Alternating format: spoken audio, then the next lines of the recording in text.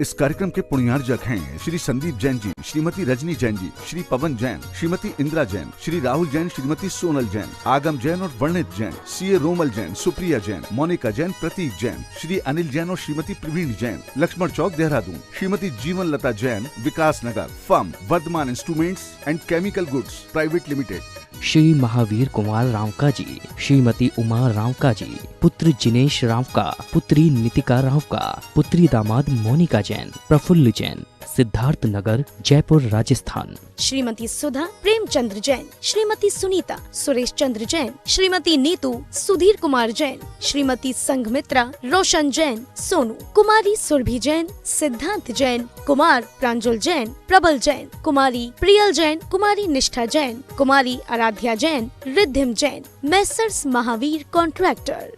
स्वर्गीय श्री सुरेश जी जैन धर्मपत्नी स्वर्गीय श्रीमती शिरोमणि जैन की स्मृति में श्री शशांक जैन धर्मपत्नी श्रीमती कुमकुम जैन, पुत्र उमंग जैन, पुत्रवधू प्राची जैन, पौत्र निमित्त जैन, पौत्री अक्षिता जैन, निवासी कृष्णा नगर, दिल्ली, बेटी दामाद श्री अंकुर जैन, श्रीमती मानवी जैन, नातिन स्तुति जैन, अग्रिमा जैन।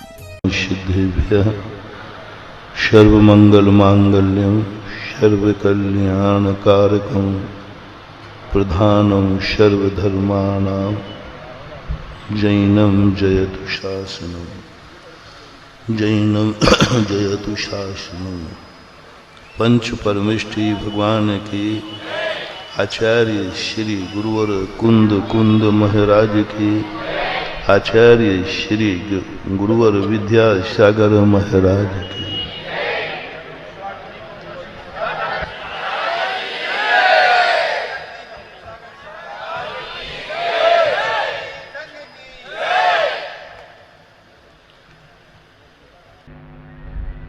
प्रकृति ने कुछ ऐसी व्यवस्थाएं बनाई थी जिन व्यवस्थाओं के तहत यदि हम अपना जीवन तदनुरूप कर लेते हैं तो यह सारी सृष्टि हमारे लिए वरदान सिद्ध होती है। जिस भूमि पर हम जन्म लेते हैं, जिस माँ से हम जन्म लेते हैं, वह सदा आर्य पुत्रों के लिए वंदनीय होती है। वंदे मातरम ये हमारे देश का नारा है।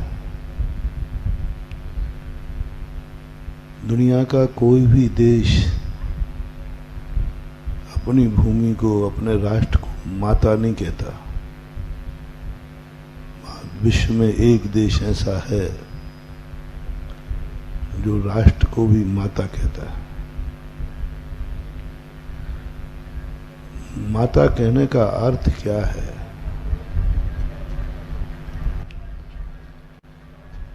कि माता की गोद में जो व्यक्ति रहता है वो निर्भय रहता है, सुरक्षित रहता है, हंसता है, खेलता है, किलकारी भरता है, माँ की लोरी सुनता है। और इसलिए हमारे पूर्वजों ने इस राष्ट्र को माता कहा कि तुम इस माँ की गोद में निर्भय रहो, खुश रहो, किलकारी भरो। यह भारत माँ तुम्हारे लिए सदा वरदान सिद्ध होगी। कोतवाली बनाई जाती हैं, थाने बनाए जाते हैं, जेल बनाए जाते हैं, बेटों के लिए नहीं, बेटों के दुश्मनों के लिए।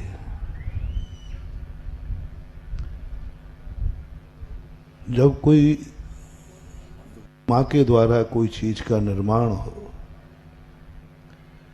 कानून के द्वारा किसी चीज की स्थापना हो, किसी भी सैनिक की स्थापना हो,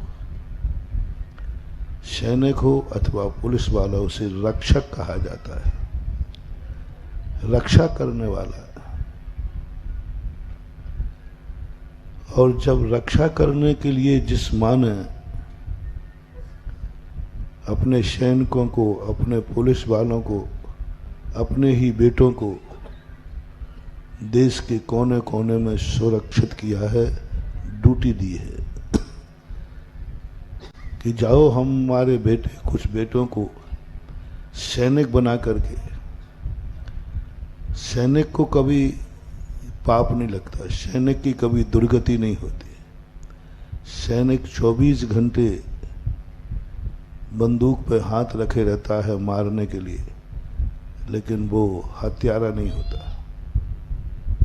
किसी भी धर्म ने, आपके राष्ट्र की तो छोड़ो, धर्म ने भी सैनिक को कभी दुर्गति नहीं भेजा। सैनिक का दूसरा नाम है हिंदी में रक्षक, जो हमारी रक्षा करता है, हमारी सुरक्षा प्रदान करता है।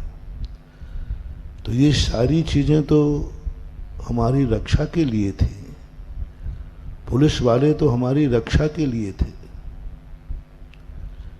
कोई हमें, हमारा दुश्मन इस भारत माँ के बेटे को दुख दे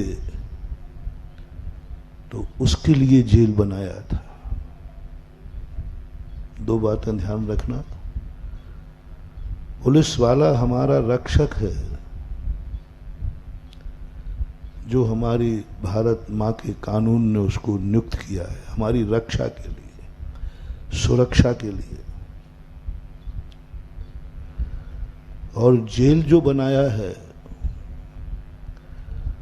वह भारत माँ के कानून ने बनाया है उनके लिए, जो हमारे भारत माँ के सपूतों को दुख दें, ऐसे दुश्मनों के लिए जेल बनाया था।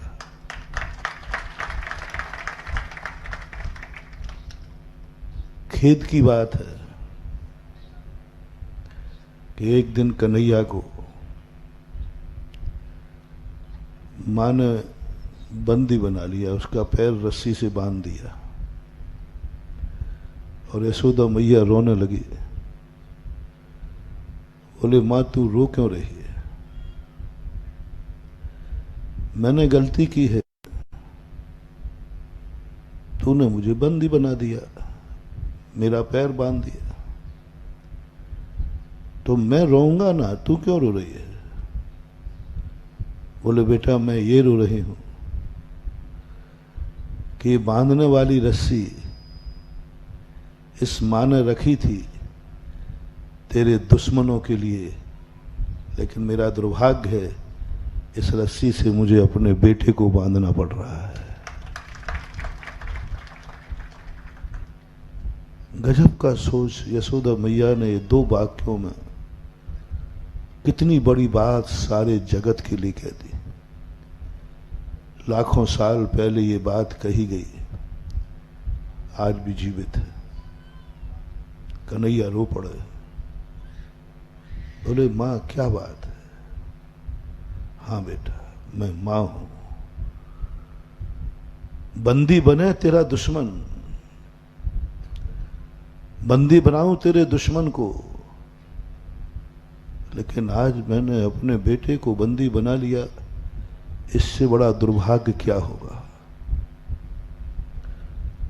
मां के आंसू देखकर कन्हैया रो पड़े और कन्हैया ने मां के पैर छूते कहा, मां मैं नटखट हूं, मैं इतना रहस्य मां का नहीं समझता था, लो आज तेरे चरणों की सौगंध करता हूं, आज के बाद मैं ऐसा कोई अपराध नहीं करूंगा कि मां को बंदी बनाना पड़ा है। महानुभाव, एक छोटा सा उदाहरण यशोदा मैया का आप सब जेलवासियों के साथ, मैं आपको देख करके खुश नहीं हूं। मैं यशोदा मैया के स्थान पर बैठा हूं और आप सब हमारे कन्हैया बेटा हैं। आप कन्हैया हैं, मैं यशोदा मैया हूं। मैं पूछता हूं इस में कोई पाकिस्तानी तो नहीं है बंदी में, कोई अमेरिका रूस विदेशी तो नहीं है जेलर साहब, कोई विदेशी बंदी तो नहीं है। विदेशी बंदी होता तो आज मुझे बहुत खुशी होती, पुलिस पर खुशी होती, जेल पर खुशी होता कि मेरे भारत माँ ने जेल बनाया था देश के दुश्मनों के लिए और आज दुश्मन उस जेल में बंद है। लेकिन आज मैं दुखी हूं, बहुत दुखी हूं देख करके हमारी माँ के जेल में हमारे ही बेटे बंदी बने हुए हैं।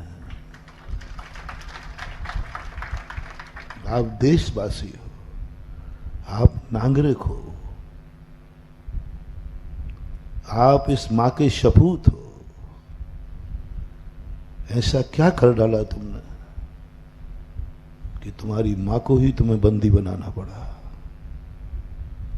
इतना होश हम नहीं रखवाए। कभी किसी ने अपराध आदतन किया होगा, कभी किसी ने अपराध जोश में किया होगा, कभी अपराध किया नहीं हो गया होगा। और मैं ये भी मानता हूं कुछ एकाध बंदी ऐसा भी होगा जिसने किया नहीं होगा लेकिन फंसा दिया गया होगा। हाँ, मैं सब जानता हूं, तालियां बजना बताता है, लेकिन नहीं, किसी ने नहीं फंसाया। तुम खुद फंसे हो। मैं अभी बता देता हूं। पहला तो इतना होश महानुभाव, अब जो सजा तुम्हें मिल चुकी है इसमें बेईमानी मत करना, क्योंकि मां के द्वारा दी हुई सजा नहीं कहलाती, वो जीवन का श्रृंगार कहलाता है। पहली बात तो इतना होश रखो, आज के बाद प्रतिज्ञा करो, जो सामान्य लोग सुन रहे हैं वो भी, और सारा विश्व लाइव में सुनेगा। भारत का हर कोने में आज की आवाज जाएगी। हर व्यक्ति से मेरा एक संदेशा है राष्ट्र के नाम, बस अपनी जिंदगी जीते समय तुम कितने भी चंचल हो, तुम कितने भी गुंडे हो, तुम कितने भी क्रोधी हो, तुम कितने भी चोर हो, बस ऐसा कोई अपराध मत करना कि हमारा माँ का कानून ही तुम्हें बंदी बना के जेल में डाल दे। ऐसा कोई कानून नहीं। वसुदेव कुटुंबकम को कहने वाली हमारी भारत माता, जब भी तुम किसी के साथ कुछ करते हो तो ये मानना चाहिए ये मेरा भाई है। जन्म देने वाली ही मां नहीं, अपना राष्ट्र माता है, भारत माता है। और जब भारत माता है तो भारत के हर जीव के लिए हम क्यों बुरा सोचें? हम क्यों कहें कि मेरा दुश्मन है? हम क्यों उसके प्रति इतने क्रोध में आ जाएं कि अपने भाई को भी हम मारने के लिए तैयार हो जाएं?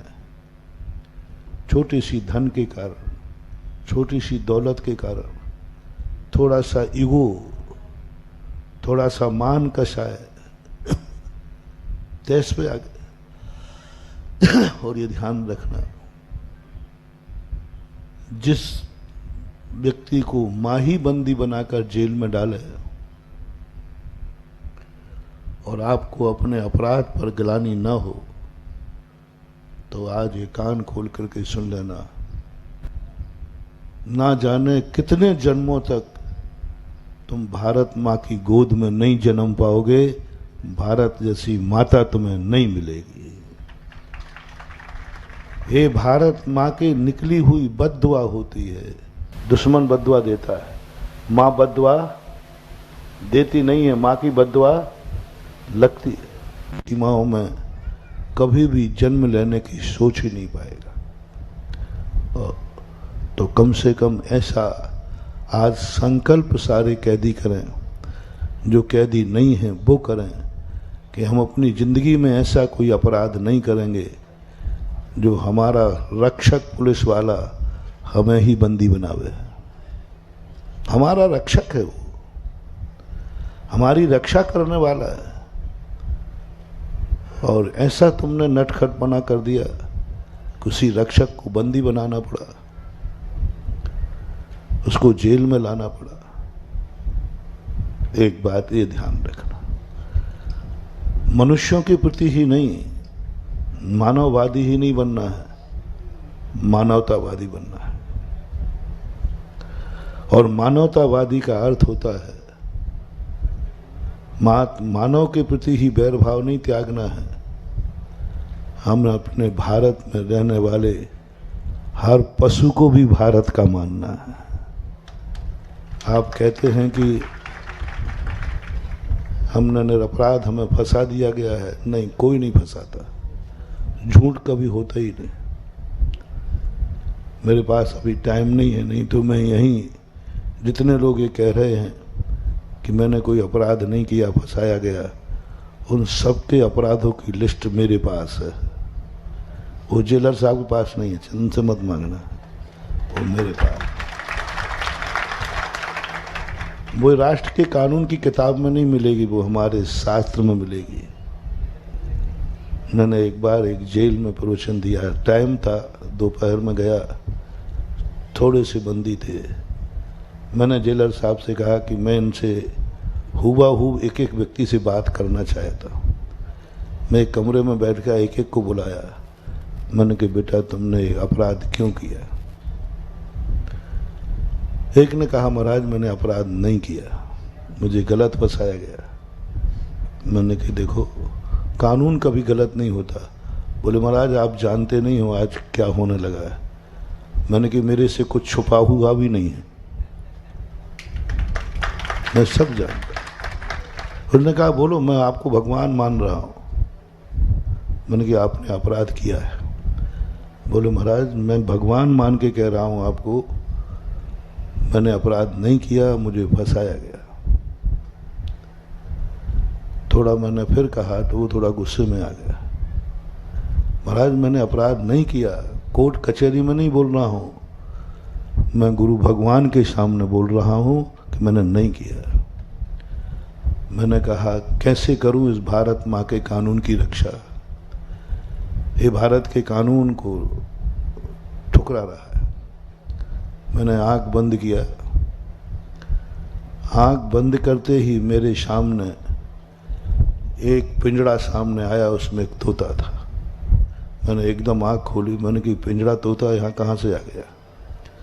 तुरंत संदेशा मिला भारत माँ का, इसको बताओ इसने कोई अपराध तो नहीं किया, लेकिन इससे पूछो कि इसने कभी किसी तोते को अपने पिंजड़े में बंद किया था क्या?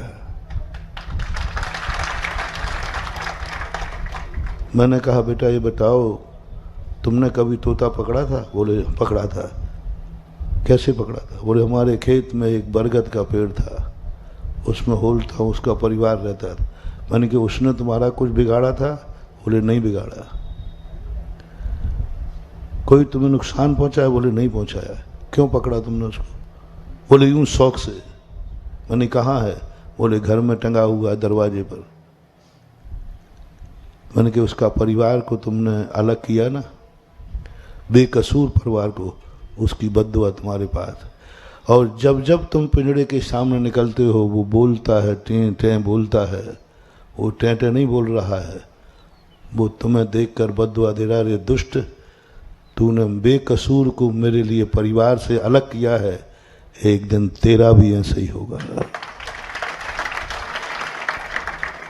बंदी बनाया हुआ तोता कभी मत मानना कि वो तुम्हें दुआ दे रहा है। मानो कौन देगा दुआ?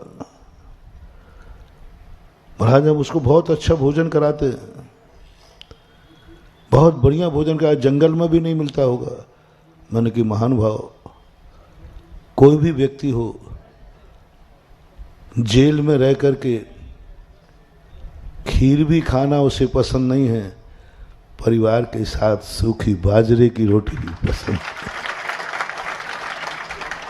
मैंने कि तुम्हें यहाँ कौन सी कमी है, दोनों टाइम भोजन मिल रहा है, बढ़िया रहो ना आराम से, क्या दुख है?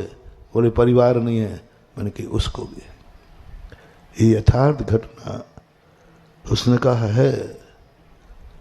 मैंने कि बस उसी तोते की बद्दुआ तुम्हें है, उसको तुमने बंदी बनाया निरपराधी को, आपको बंदी होना पड़ा। अब क्या है? मैंने कि एक ही उपाय है, जब तुम्हारे परिजन तुमसे मिलने आए उस तोते को भी बुलवा लो, एक बार मिलने के लिए बुलवा लो, और उससे क्षमा याचना करके यहीं से जाकर के उसको जहाँ से लिया है परिवार को वहीं उसको छोड़ दो। देखो वो तुम्हारे पिंजड़े में आता है कि वो अपने घोंसले में जाता है। यदि वो पिंजड़े में लौट के आ जाए तो तुम रख लेना, और उड़ के फुर होकर घोंसले में चले जाए तो फिर तुम क्षमा मांग लेना कि मैंने तुझे इतने दिन निरपराध होकर बंदी बना के रखा,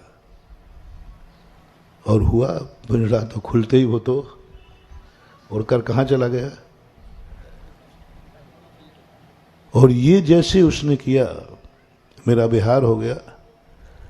6 महीने नहीं हुए, उसको बहुत सजा लंबी थी, लेकिन उसका ऐसा फैसला हुआ 6 महीने बाद वो जेल से मुक्त होकर के बाहर आ गया, निकल नहीं सकता था। मेरा कहने का भाव ये है कि हम प्रकृति का एक एक कण हमें बद्दुआ देता है, एक एक कण, तोता भी, पक्षी भी, कुछ भी, क्योंकि वो भी जिंदा रहना चाहते। दुनिया में जो भी आया है वो जिंदा रहने के लिए आया है कि मरने के लिए? बोलो ना। एक चींटी भी, अपन चींटी को पकड़े ना तो वो खुश होती है कि तड़पती है? अब चींटी को पकड़ना, वो पैर हिलाती, जैसे अपनी कोई गर्दन पकड़े ना, है ना, वो भी क्या कहना चाहती है? मैं जिंदा रहना चाहता हूं। मरना कोई नहीं चाहता। और जब जिंदा रहना चाहते हैं दुनिया की हर चींटी, हर जीव, तो हमें मारने का क्या अधिकार है? हमें किसी के विनाश करने का क्या अधिकार है? जब वो जिंदा रहने के लिए है, प्रकृति ने जीवित रखने के लिए दिया, तो हमें मारने का कोई अधिकार नहीं है। इसलिए महावीर स्वामी ने देखो कोई सूत्र नहीं दिए। इस आर्यावर्त में 24वें तीर्थंकर महावीर स्वामी हुए। उन्होंने किसी भक्तों से ये नहीं कहा कि तुम मेरी भक्ति करो, उन्होंने ये नहीं कहा कि तुम मेरी बात मानो, मेरे पथ पर चलो, मेरी सेवा करो, मेरी जयकार बोलो, नहीं कहा। उन्होंने सबसे बड़ा एक सूत्र दिया कि जाओ, मेरा तुम्हारे ऊपर वरदान है, आशीर्वाद है, लेकिन बस एक नियम कर लो, संसार में जितने जीव जीने के लिए जब वो जन्मे हैं तो जियो और जीने दो। तुम दूसरे को जिंदगी दोगे, वो जिंदगी तुम्हें देगा, प्रकृति का नियम है। तुम दूसरों की जिंदगी लोगे, कोई तुम्हारी जिंदगी लेगा। तुम दूसरे का बुरा विचारोगे, तुम्हारा बुरा होगा। खुशी बांटो, खुशी मिलेगी, आंसू बांटो, आंसू मिलेंगे। जो बोओगे वही तो आएगा। खुशी कोई भगवान के पास से नहीं आती है। खुशी का कोई स्टोर नहीं है महानुभाव। खुशी एक खेती है। दुख कोई हमें देता नहीं है, दुख एक खेती है। अनाज कोई भगवान के दरवाजे से नहीं आता। भगवान क्या अपन को अनाज देगा? वो ही आपके भोग लग जाए तो खा लेता, नहीं तो वही भूखा बैठा रहता है। अपन कहते भगवान मुझे खाना, तो वो कहते मैं तो तेरा इंतजार कर रहा हूं। मंदिरों में भगवान तुम्हें खाना देता है या भक्त भगवान को भोग लगाता है? तो भगवान भी किसका खाते? भक्त का। तो वो क्या तुम्हें भंडारा करेगा, वो तुम्हारे भरोसे बैठा है। महानुभाव, जैसे अनाज कहीं स्वर्ग से, देवताओं से, ऐसा ही सुख और दुख किसी भगवान के पास से नहीं आता, हमारे पास से नहीं आता। हम तो सुख दुख की तुम्हें खेती करना सिखा सकते हैं कि खेती कैसे होती है दुख की, कैसे होती है सुख की। और वही महावीर ने कहा, उन्होंने, महावीर ने ये नहीं कहा कि तुम दूसरे को खुश रखो। प्रकृति ये नहीं कहती कि खेत को तुम हरा करो। आप लोग खेत में बीज बोते हैं, खेत को हरा करने के लिए या फसल पाने के लिए? नहीं, खेत को हरा करने के लिए। वो काला काला दिख रहा था ना, तो सोचा कि अपने पास गेहूं रखा है जिससे खेत हरा हो जाए। कोई किसान खेत को हरा करने के लिए बीज नहीं बोता है, फसल पाने के लिए बोता है। यही सिद्धांत महावीर ने कहा, श्री राम ने कहा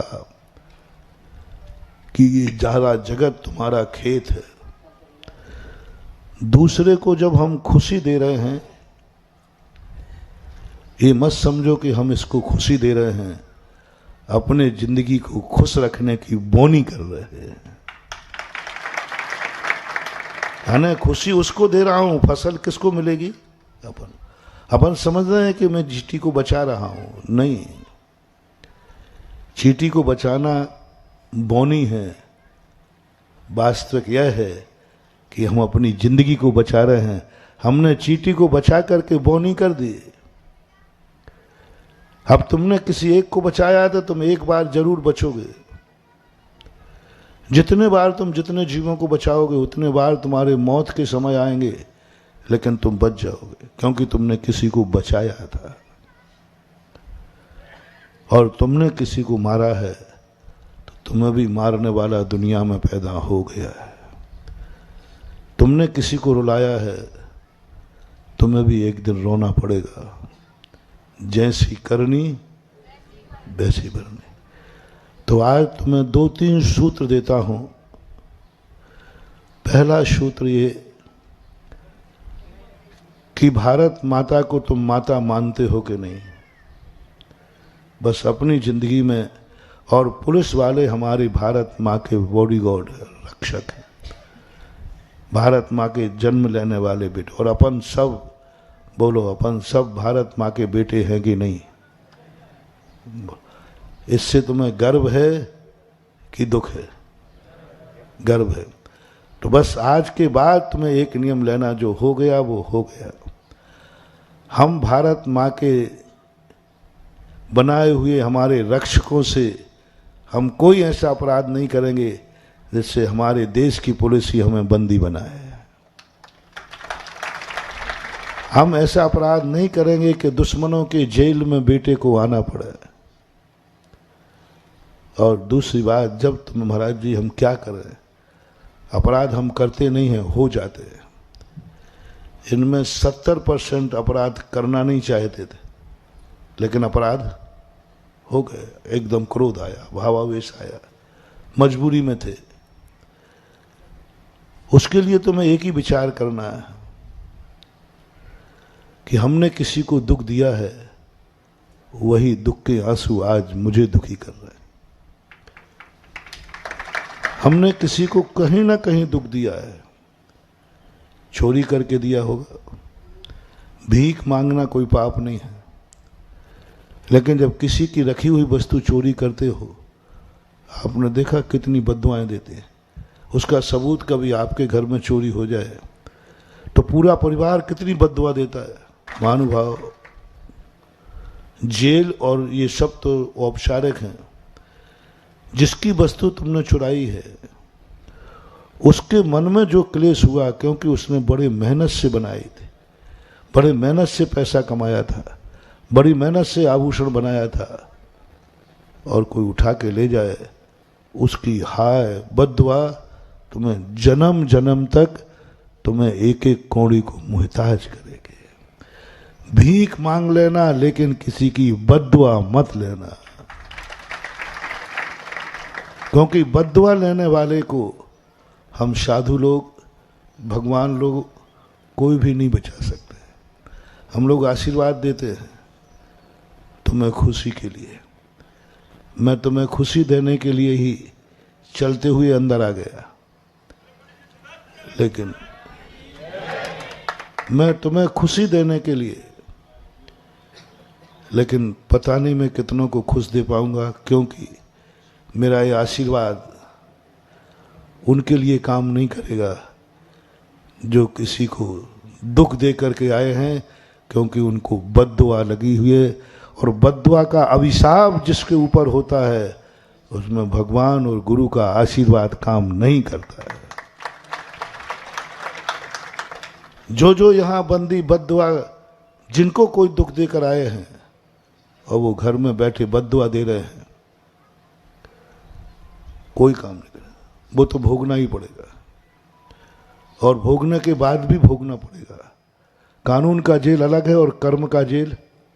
कानून के जेल की सीमा होती है, लेकिन कर्म का जेल तो जन्म जन्मांतरों तक भी जाता है।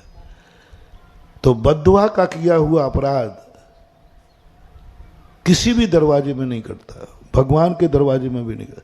हम लोग गुरु महाराज भी तुम्हारे लिए कितनी दुआ करें, लेकिन उस बद्दुआ के सामने हमारी दुआ भी फीकी है।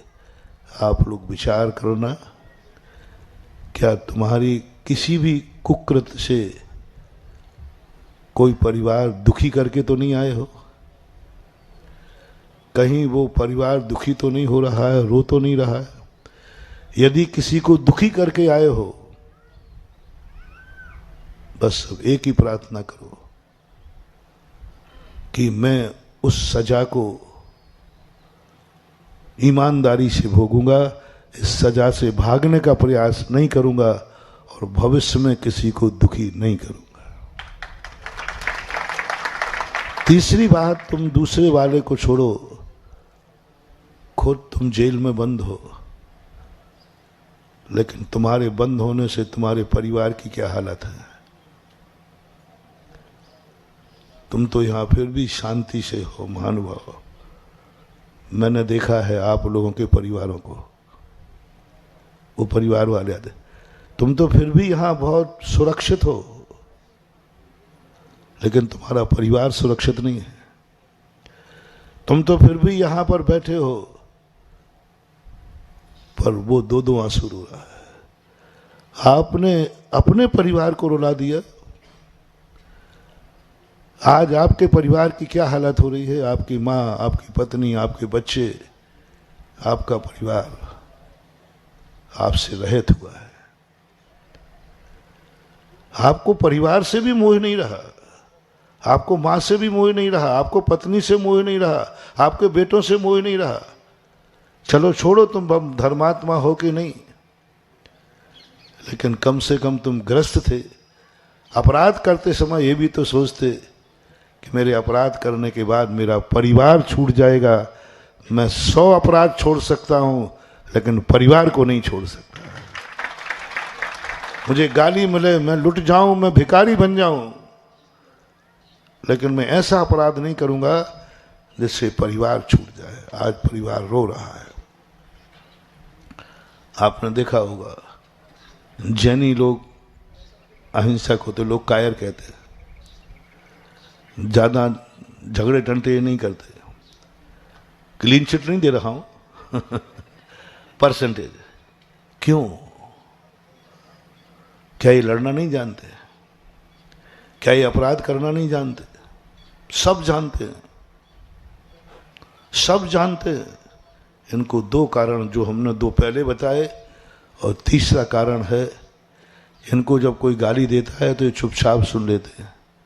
कारण, क्योंकि इनको अपनी माँ से बहुत प्यार है, पत्नी से बहुत प्यार है, बच्चों से इतना प्यार है कि ये कहते हैं गाली दे दी तो दे दी, मैं लौट के गाली नहीं दूंगा, क्योंकि झगड़ा बढ़ जाएगा तो हमारा परिवार छूट जाएगा। संसार में सबसे ज़्यादा अपने परिवार से कोई प्यार करता है, उसका नाम जैनी है।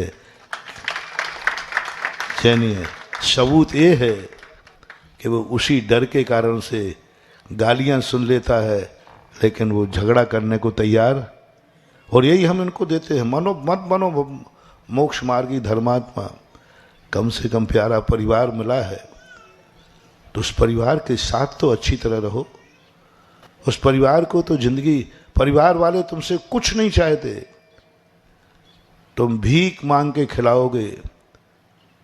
बोलो मैं आपके परिवार की तरफ से पूछ रहा हूं, पूछ लूंगा कि मैं तुम्हें जेल से छुड़ा दूंगा, तुम्हारे परिवार के बेटे को, पति को, भाई को, पिता को, लेकिन शर्त है उसे पर जिंदगी भीख मांग करके जीना पड़ेगी। समझना, मैं उदाहरण थोड़ा सा ऐसा दे रहा हूं कि उनसे मैं कहूं बेटा है, पति है, पिता है, कोई भी है, भाई है, और तुम्हारे परिवार को बैठा के कहूं, वो कहें महाराज जी मेरा ये फलाना व्यक्ति जेल में बंद है, आप कैसी करके उसको मुक्ति दिलाइए। मैं उससे कहूं दिला सकता हूं, दिला सकता हूं, लेकिन शर्त है कि बाहर निकलने के बाद भीख मांगेगा। वो भीख मांगकर पेट पालेगा और आपका पालेगा। जेल से तो निकाल दूंगा, लेकिन भीख का भीख मांगना पड़ेगा। बोलो आपकी मां किसके लिए तैयार हो जाएगी? बोलो ना, क्या कहेगी मां? बेटा मेरे पास तो रहेगा ना? हाँ रहेगा, लेकिन भीख मांगेगा। तो मां क्या कहेगी? महाराज मंजूर है। तुम्हारी पत्नी क्या कहेगी? देखो जेल से छूट जाएगा लेकिन भीख मांगेगा, भीख मांगकर तुम्हें रोटी मिलेगी। तो बोलो अपनी अपनी पत्नी की तरफ से बोलो, वो क्या कह देगी मेरे से? महाराज भीख मांगना, और बेटा होंगे तो वो कहेंगे पापा को छुड़ा दीजिए। मैंने कहा बेटा देख छूट तो जाएंगे लेकिन भीख मांगेंगे। तो बेटे भी क्या कहेंगे? पापा महाराज जी कोई बात नहीं, पापा भीख मांगेंगे लेकिन शाम को तो हम गोदी में बैठ जाएंगे ना। तुम्हें यहां पर कितने भी सुख हैं, कितनी अच्छी तरह रह रहे हो, लेकिन तुम्हारे बेटे, तुम्हारे परिवार दुखी नहीं है। जेल आने वाले अपराधियों के परिवार हम लोगों से मिलते हैं, क्या उनकी हालत होती है, क्या उनकी हालत होती है? सुरक्षित नहीं है। उन पर लोगों की जो दृष्टियां होती हैं वो बहुत बुरी होती है। तुम्हें कोई टॉर्चर नहीं कर रहा है, तुम्हें कोई कुछ नहीं कह रहा है, क्योंकि तुम तो चार दीवारों में बंद है।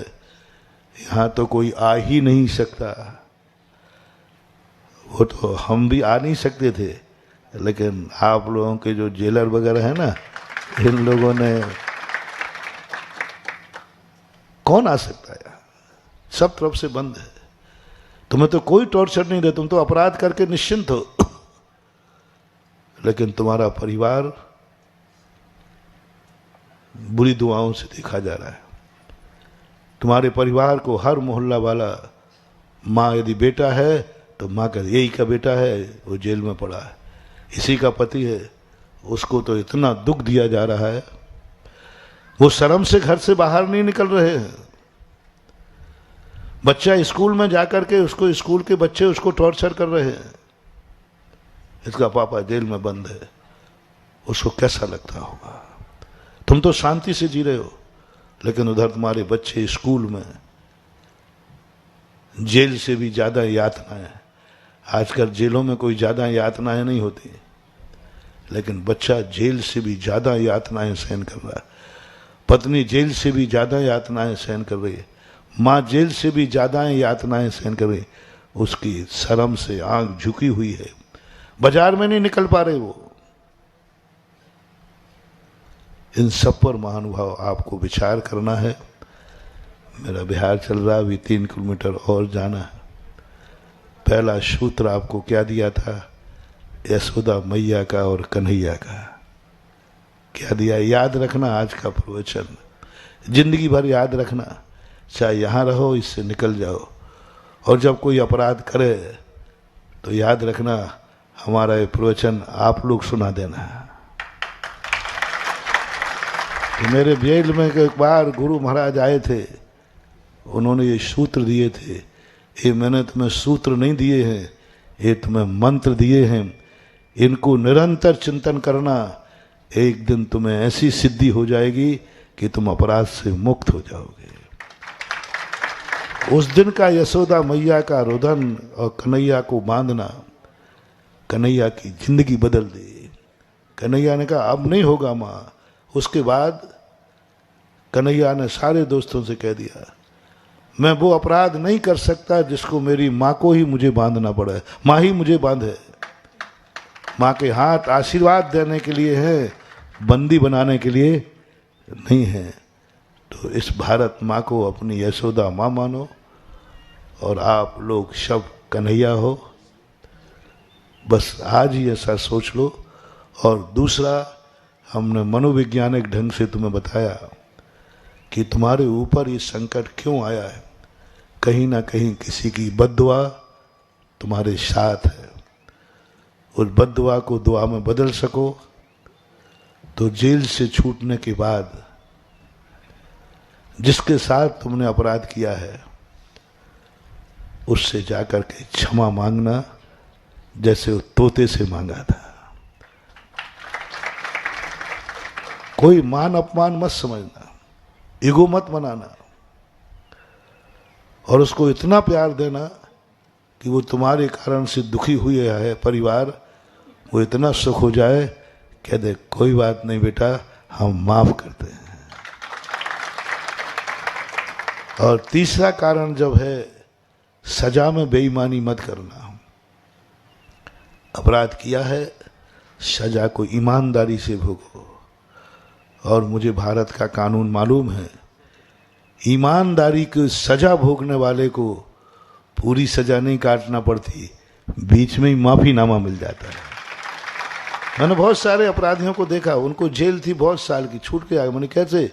बोले हमारी ईमानदारी पे। मैंने जेलर से पूछा इनको कैसे छोड़ दिया?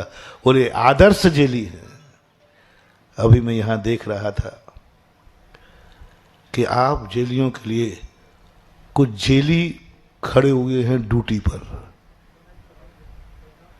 दरवाजे पे दो खड़े, एक यहाँ भी खड़े थे, जेली खड़े थे। भेजता तो वही है, भेज तो वही है, जेली आपकी सुरक्षा के लिए खड़े। पुलिस वालों ने जेलर को जेलियों के लिए खड़ा कर दिया, तुम इन जेलियों को देखे रहना, कोई भाग नहीं जाए।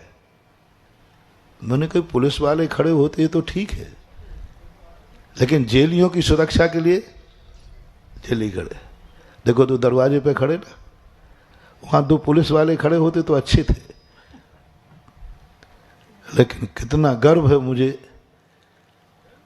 कितना गर्व है मुझे कि जेलियों पर इतना विश्वास पुलिस का कि सुरक्षा के लिए दरवाजे पर खड़ा कर दिया।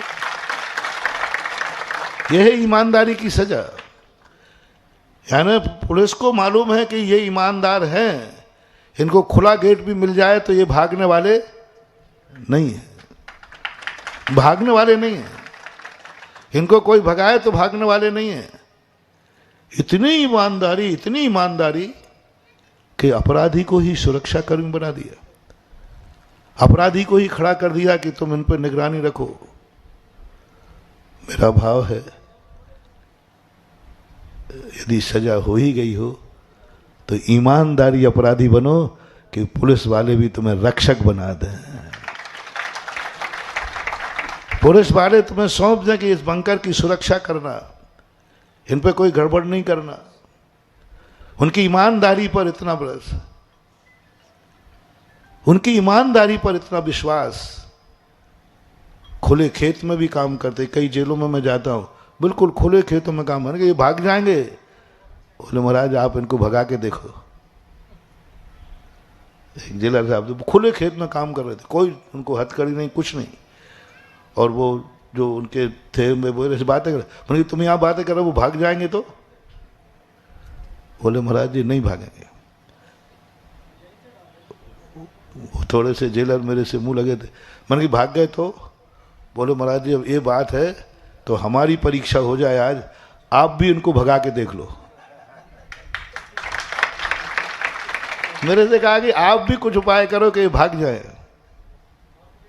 इतना आनंद आया, इतना आनंद आया मैंने उन जेलियों को जो इतने ईमानदार थे आशीर्वाद दिए, हे भगवान इनसे अपराध हो गया, कर लिया अपराध, लेकिन इतनी ईमानदारी कि इनको भागने का पूरा मौका है फिर भी भागने को तैयार नहीं है, इनकी सजा माफ होना चाहिए।